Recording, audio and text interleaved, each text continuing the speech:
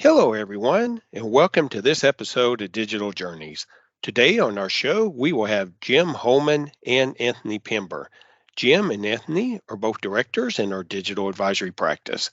They are going to discuss how data can help higher education make better decisions. So, without delay, I'll turn it over to Jim.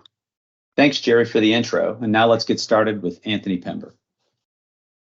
Anthony, with regards to how data can benefit colleges and universities, what challenges and barriers exist for traditional colleges and universities in becoming more data-driven? Thanks, Jim. Interesting question. I think there are a lot of challenges these days for institutions, both colleges, community colleges, as well as traditional universities. I've seen a number in different institutions. A couple that come highest into mind. Available expertise is one. So I often find that universities either don't have the personnel who have the skills, or if they do have the personnel who have skills to help with data-driven decisions, they are already consumed with something else. So I think that's one of the challenges that a lot of institutions have, particularly the smaller institutions. I think another challenge is the business model, higher education business model. So there are many aspects of higher education that are inherently difficult to manage and measure. So, for example, how do you measure research efficiency or teaching efficiency? And because of these difficulties in measuring some of the things in higher education, I think it's difficult to find data and information that can be used to make more informed decisions.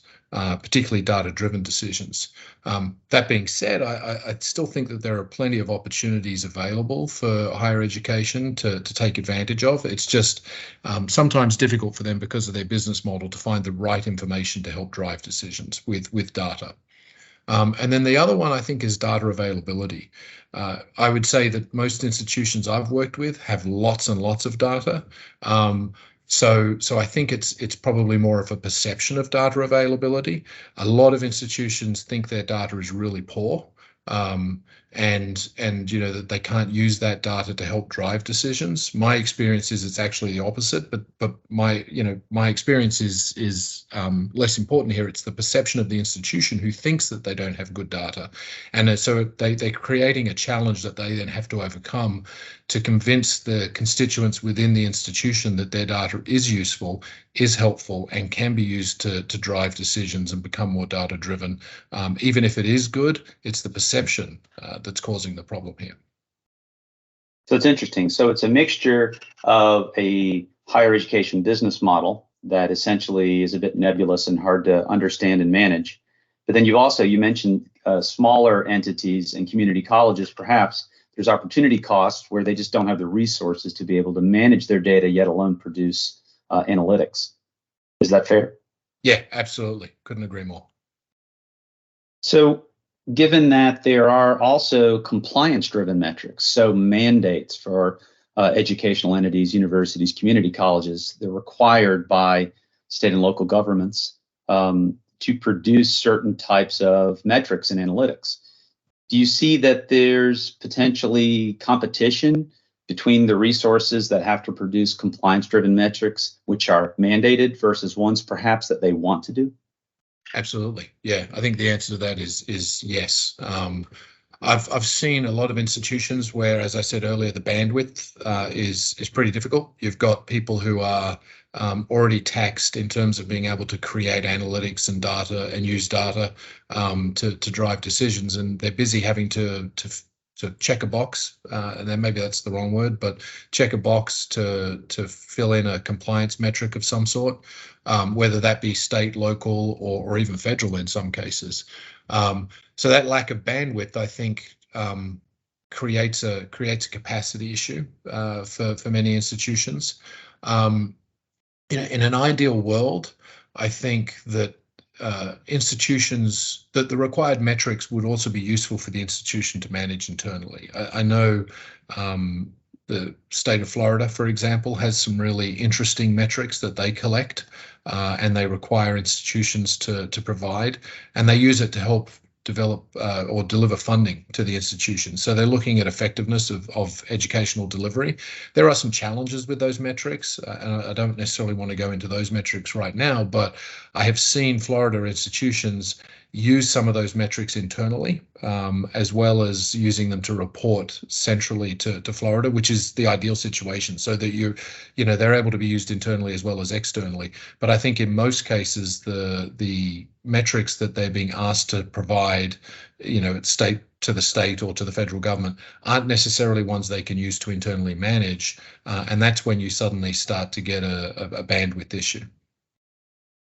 Yeah, it's interesting that you talk about the competition for resources, the bandwidth, which is the professionals, the data professionals that are able to produce the content. Ultimately, they have to do what they're required to do, and only then can they do what they would perhaps like to do. The thing that makes me think about the resource constraints is what you said earlier, given that how many of these universities have data and analytics degree offerings. And should colleges and universities consider data in ways they aren't already, or perhaps consider resources that are non-traditional within their own degree programs? Yeah, absolutely. I mean, I think it's interesting, right? It's the plumber always has the worst bathroom and the builder has the worst house, right? Because they're too busy doing other people's stuff to focus on their own. It's sort of similar here, right? Where you've got degrees that are offering data analytics, data science degrees. You've got a load of students, and both undergraduate and graduate, who have a lot of expertise in this. I've seen a lot of institutions have a lot of data science, data analytics programs, and I don't think that they're necessarily using that pool of resources they have, whether undergraduate or postgraduate students or even faculty members, to help drive internal analytics, and help them internally use data and analytics to drive the business of the university or the institution. I have seen a few examples where they do it. I had one particular client that I was doing some work with on cost and revenue analytics, and they actually employed a postgraduate student to do a lot of the building of reports, building of dashboards, and the resultant analysis. And that was really, really effective, because this student was getting a lot of experience in real world business analytics. And so it was helpful for them from an experience perspective and from a degree perspective, but it was immensely useful to the institution to have a person who knew not just the institution, but knew analytics, to enable them to really, push the analytics program further. In terms of data and different ways of data that they should be considering, I think I probably put it into a couple of buckets that I think that they could use, and particularly if they use students to help them understand the data. Things like longitudinal data. So by that meaning collecting data that goes beyond the institution or precedes the institution. So collecting things like student success, post-graduation. So how are students, what salaries are students getting post-graduation, and being able to track that at the student level, so you can measure the effectiveness of the degree program to a certain extent, or measuring or getting information prior to coming into the institution about GPAs at high school and SAT scores, and collating that to the student to be able to predict whether or not, or use it to predict whether or not students of a certain type would be able to be successful in programs that they're enrolled in.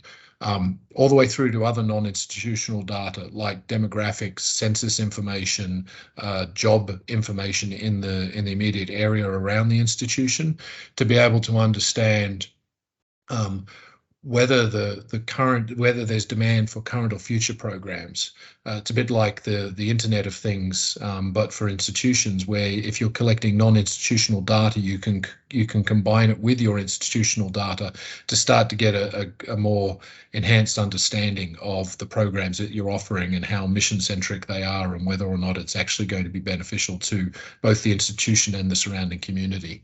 And then the other one that is fairly obvious, but is a bit of a a bit ignored, I think, is combining their existing data more effectively. There's a lot of information in institutions already, from student data to financial data to research data, etc. But most of the institutions I've worked with really struggle to pull it together effectively. Most institutions have an institutional research department, which focuses on doing some of that work, but they often just pull in student information, and it relates to reporting some of those required metrics that are needed to be reported on. Very few of them start to pull non-student related data, financial data, and combine them all together. But if they do that, institutions suddenly get more meaningful information. So, for example, if you're pulling program information and student information about a degree without the financial perspective, it's hard when you're doing a program review to understand the real impact of that program. Is it making money? Is it losing money? How effective is it at delivering for the student? So being able to combine different sets of data within an institution, I think, is really helpful. And it's a fairly obvious one, but one that's surprisingly difficult to do. Yeah, that's very interesting. I would say that most people would not think that a public institution would consider whether a program makes money, but certainly understanding the cost side of the equation is something that's probably been a little closer than understanding that the money coming in and the money going out needs to line up. Based on that thought, Anthony, how would you suppose that universities, colleges, community colleges might use data to improve the financial health and stability of the entity itself? Yes, it's interesting, Jim. I was talking to a CFO, this was several years ago, actually at an Australian university, who said, we may be not for profit, but that doesn't mean we're for loss. And it's a good statement to keep in mind, even when you're talking about a public non-profit institution. You don't need every program to make money. In fact, you expect programs to lose money in many cases. But overall, when you look at all of your programs, you need to be making enough money so that you're financially sustainable. And it's interesting, a lot of institutions measure this at the macro level. So they'll know that a program is financially sustainable, particularly from a direct perspective. It's relatively easy to be able to measure the direct cost of faculty and other things that are needed to support a program. Very few institutions do a really good analysis of the indirect costs, and those are the ones that are a little bit more tenuous, but they're important to keep a firm grip on. The CFO is obviously very important with the indirect costs and the overall costs of the institution, but often a dean or a department chair doesn't really factor those in because there's very little that they can do to control those costs. But it doesn't mean that it shouldn't be considered overall. So I think, institutions need to start thinking about pulling in student information and combining it with financial information, both direct costs and indirect costs, to really be able to start to analyze what's driving those costs. Not because you want to cut a program or get rid of a program, but because you need to understand. To enable to measure it, you need to be able to understand it, in my opinion. Thank you for an enlightening conversation. It's always good to talk to you, and I learned quite a bit and enjoy the conversation and find myself drifting off topic quite a bit, just enjoying the experience. So thank you very much, Anthony, for participating. No worries, Jim. It's always a pleasure to talk to you, and I enjoy it. So thank you. For the listeners out there, stay tuned for part 2 of this series. We'll look at how data can help with student success, as well as steps universities should consider when helping students with their career path. Thanks again, Jim and Anthony, for your insight today. Be sure to like and share this podcast and tune in again